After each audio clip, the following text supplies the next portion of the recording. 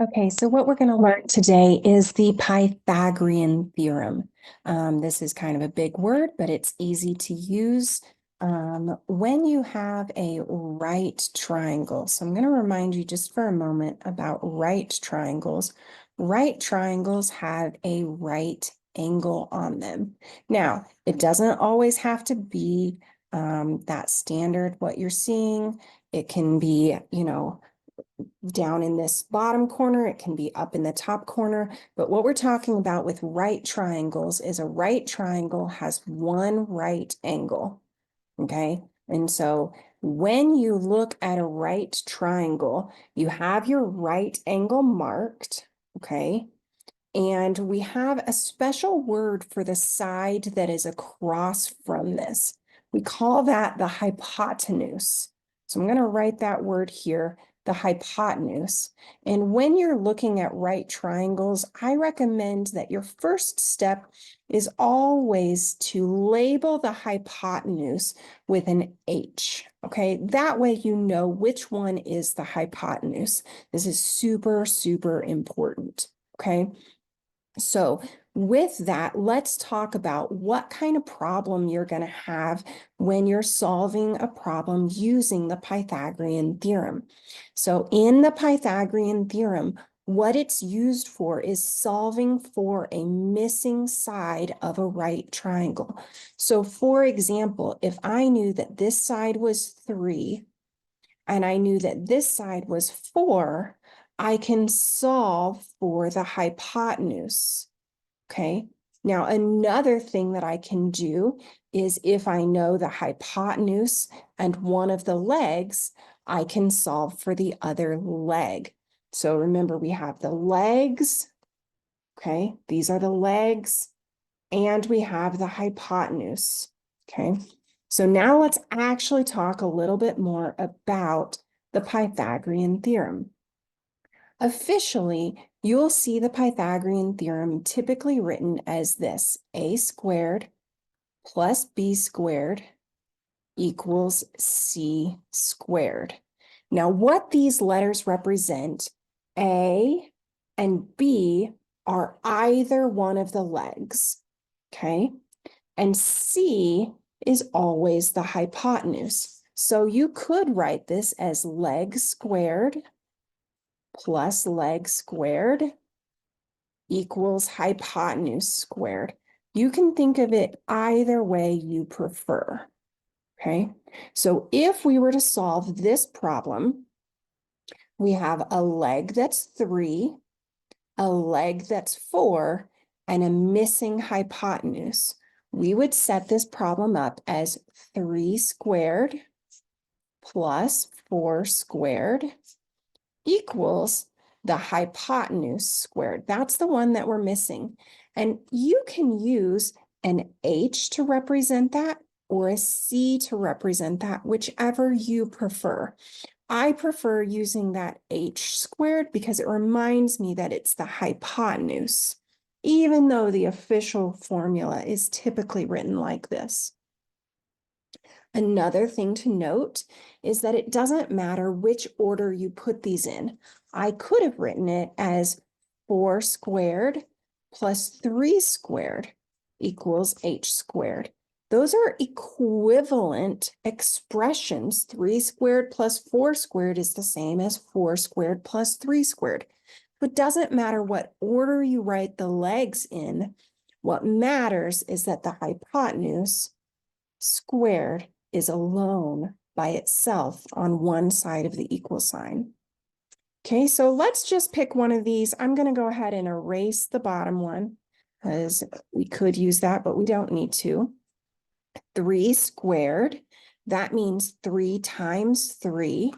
3 squared is 9. Plus 4 squared, that's the same as 4 times 4, that's 16. Equals the hypotenuse squared.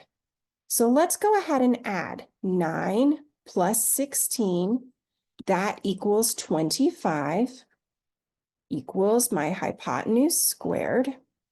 And what I need to do here is I need to take the inverse operation, just like if I had, 2x equals 14. The inverse of multiplication is division, so I divide. Okay, I'm going to do the inverse operation of squared. The inverse operation of a square is a square root. Okay, and so that square root cancels out the squared because it's an inverse operation. Okay, so the square root of h squared is just h. The square root of 25, that means what times itself equals 25 is 5. And so what this tells us is this missing side equals 5. That's our hypotenuse. Okay, so that's one way to use the Pythagorean theorem. Let me show you this on another problem. Okay, so I've showed you how to solve for the hypotenuse. This time I'm going to show you how to solve for a missing leg. You're going to have one extra step, okay? So I'm going to draw a triangle here. Here is my right angle. Okay, and so let's talk for a minute. When we have our leg squared plus leg squared equals the hypotenuse squared, let's think about what is our legs and what is our hypotenuse. Well, my hypotenuse is always the one across from the right angle. That means my h is 25. Okay. Now, one of my legs is 7. The other leg is the one that I'm solving for. I don't know what this one is. So I can just put that as a question mark. I can put it as an X. I can put it as L for leg. I can put it as B because sometimes that formula is written as a squared plus b squared equals c squared. It's up to you. Okay, think of that question mark as a placeholder, the variable that I'm solving for. So let's go ahead and do this next step. So 7 squared is 7 times 7. That is 49. Plus my question mark squared, I still don't know what that is, equals 25 squared. 25 times 25. Sometimes those are big numbers and you want to use your calculator. I forgot to grab mine, so let's get my calculator. And I'm going to turn it on, and I'm going to say 25 times 25 equals 625. So remember, you can use your calculator. That is totally okay with me. Now, last time, we had our squared number over on this side, and we just added our numbers here, and we had the variable, we took the square root.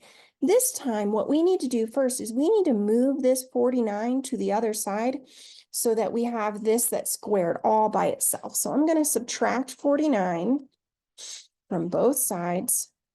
So now I'm left with my question mark squared equals 625 minus 49 equals 576. And I'm going to do the same thing I did last time. I'm going to do the inverse operation of that square, which is a square root. Okay, so the square root of question mark squared is just plain old question mark. And I'm going to use the square root function on my calculator. Square root of 576 is 24. So that means that this missing side over here is 24. So you've seen this Pythagorean theorem used two ways. One way we found the missing hypotenuse, and one way we found the missing side. Your main goal when you solve these is figure out what am I actually trying to solve for. Make sure to set up this equation correct the first time so that you know how to solve it. Let me know if you have any questions.